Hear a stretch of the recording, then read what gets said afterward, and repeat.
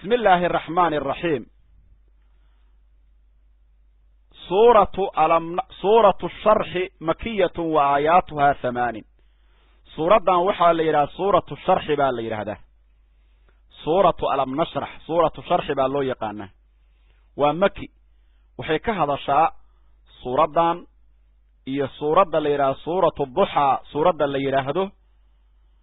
وسورة كلي نبي محمد عليه الصلاة والسلام كلي جيس كشاكيناي كلي جيس رسولك عليه الصلاة والسلام كليا بي كهدلان وح كلو اي كهدلي سبا ما اجرتو سورة دان او ليرا سورة الضحى سورة ليرا سورة ألم نشرح اي سورة ليرا سورة كوثر وان صمرنا إنا أعطيناك الكوثرة سدح ذاس النبي محمد خاص كويهم بالير عليه الصلاة والسلام درجة الرسول كهذا شا سورة داني مقام كالنبي وإله كسكوليه كهذا شا نعموين كإله النبي محمد أقلبه كهذا شا عليه الصلاة والسلام سيد إلهي قلبي صحيك مضى حبط كيس إيمان كي النور كاللوغو واسعي كهذا شا سيد إلهي ذنوبت النبي أقضى ظهري وأوزارت إلهي أقضى ظهري كهذا شا نبي وحي أتها عليه الصلاة والسلام صبر سين بي أتها لي روحو قالدك على كل ما إن إلهي النعمي الله تصيه نبي عليه الصلاة والسلام وحي قادني صورة داني دعوة الرسول بالليري وهو بمكة يقاسي مع المؤمنين الشديد والأهوال من الكفرة المكذبين بالليري إلهي باوحو أنسي أقدق الليري فرج إنو إلهي سيي ونصر إلهي النبي أوسي عليه الصلاة والسلام نصر إيه فرج النبي اللسيي أي صورة داني كهب ليس بالليري فصولك عليه الصلاة والسلام. بسم الله الرحمن الرحيم. ألم نشرح ميانا واسعين أو شرحين بو إلهي يري لك أديك صدرك حبط كاغا ميانا أشرحين نبي الله محمد عليه الصلاة والسلام إيمان هنون إيا النور كقرانك ميانا قلبك واسعين أو قلبك مد واسعة أو إيمانك وحوي الدقيه أو حرج عن لحين أو سمحة أو سهلة oo aan dhib iyo culays iyo ciriiri iimaanku ku ahayn ee xigmado dhamu degayso oo waxiga aqbalaya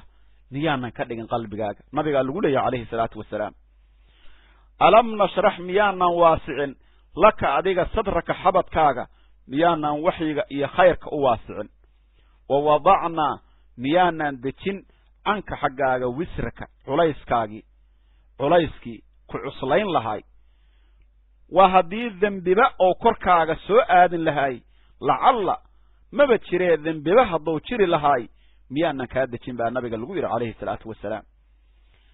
الذي وزرقا سوء انقضى عسليي ظهرك دبركاغا لو كان حاصلا ورفعنا ميانا كوريير لك أذيك ذكرك حسكاغا إيا شاكاغا إيا ذكركاغا إيا مقعاغا إيا شرفتاغا ميانا كرء قادم بالي رسولك إلهي عليه الصلاة والسلام فإن مع العسر عليسك اللي تركي سوحا هذي يسرا فضيت عليسك وحا كدن بايا فضيت إن مع العسر عليسك اللي تركي سوحا هذي يسرا فضيت بقى هذي فإذا فرقت مركي آد فارغضه عبادة يريد خلقك فانصب كل بو إلهي عابد كيسة إلهي توقديسة إلهي حقيس أجيس وإلى ربك وإلى رحمة ربك رحمة إلها جنا فرقت ضرب بالغير نبي عليه الصلاة والسلام. بسم الله الرحمن الرحيم. ألم نشرح ميانا واسعين أو آنا شرحين حبت كاغا هنون إيا إيمان إيا النور كقرآن ميانا أشرحين ألم نشرح ميانا شرحين أو آنا واسعين لك أديك سترك حبت كاغا ميانا حبت كاغا واسعين أو آنا كو واسعينو هنونك إنو قاطو إيمانك إنو قاطو إنو خيرك أقبلو حكمة دودم إنو يدكتو أو ملايكت انت اللغو صدري أو يدلاعيين أديكو يرحبت كاغي كاسارين ماشي قلبك أو كدقو ذنبكو مركاسا إيمان إيا النور لغاد بوحي هنونكي بقلبه لو واسعية مركا ووضعنا ميانا دجين عنك حقاقا وسرك عليسكاقي الذي عليسكاسو أنقضى عسليي ظهرك دبركاقا ذنوبتي oo qofka cuslayn lahayd culays ku noqon lahayd caajis la kici waayo oo dunuub ah oo xambaarsan tahay jaraa'im ah kulli waxa soo dhan wadiga waa ka dhaqnay waan ka mayran rasuulka ilaahayow adigu dadka la mid maahid culayskii iyo dunuubtii dhabarkaaga culays ku noqon lahayd waaba ka dejinaa lay rasuulka ilaahay waa laga mayray kaleey salaatu wasalaam waa laga mayray qalbigiisan xigmad baa laga buuxiyay warafacna miyanan kor u qaadin laka adiga dhikraka xuskaaga kor miyaanan u qaadin baa la yiri dhikrigaaga miyaanan kor u qaadin rasuulka ilaahay kaleey salaatu wasalaam fa inna ma'al usri culayska la jirkiisa yusran fudayd ba ahaaday inna ma'al usri culayska la jirkiisa yusran fudayd ba ahaaday fa ida faraqta hadii aad faaruqdo fansab dhibooba la yiri markii aad faaruqdo oo aad dacwadii makhluuqa ama salaadii markii aad soo faaruqdo waxaad naftaada ku dhibootaa oo ku mashquul noqotaa ilaahay caabudkiisa ku dhibo fa ida faraqta markii aad faaruqdo dacwat al-khalqi ama fa ida faraqta min as-salaat fansab dhibo oo markaa duco alla tuug cibaado shukri sujuud salaad ku dhibo way ama markii salaada aad ka baxdo duco iyo adkaar markaa sameey wa ila rabbika ilaahaga rahmadiisa rabbigaagana farqab dalab way oo ilaahay markaa nicmadiisa dalab oo raadi hamigaaga iyo dalabkaaga ilaahay agtiisa waxa yaala iskugu geey sidaas nabiga lagu leeyahay kaleey salaatu wasalaam haddaba suuradaani waxay leedahay sharax aad u fara badan ayay leedahay rasuulka kaleey salaatu wasalaam waxa lagu yiri waa loon nicmadii loo sheegtay ee nicmadii loo galay ayaa korkiisa lagu tirin haya nabiga kaleey salaatu wasalaam